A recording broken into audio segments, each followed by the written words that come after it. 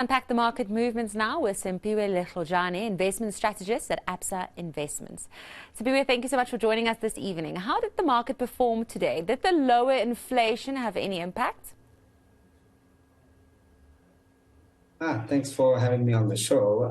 In terms of market movements today, we did see a little bit of sideways movements, but markets managing to close slightly in the green, so up about 0.2%. When we're looking at our financial sector, that did perform quite well today, up about 1%. So that would be the sector that's a little bit more sensitive to our local economy.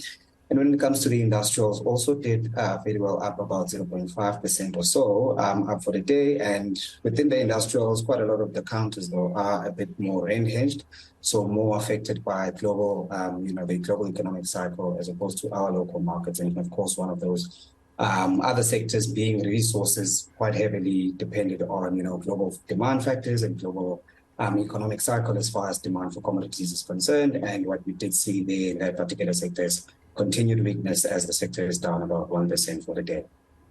Now, we are expecting a rate announcement early next year. Just a quick one. What is your expectation? I think from an interest rate perspective, we are seeing inflation, being within the range of 3 to 6%, which is the range that the NPC essentially tries to target for our inflation. Of course, the governor has stated before that they do essentially want to anchor the inflation print much closer to that 4.5% level. But when we're looking at the past decisions that we've seen over the year, I think the last hike that we had was, in the first half of the year, and the NPC has indeed kept interest rates unchanged ever since then. With that expectation in mind, I think a lot of our expectations is that we are at the peak of the rate hiking cycle, with the governor having mentioned that, interest rate current levels are fairly restrictive. So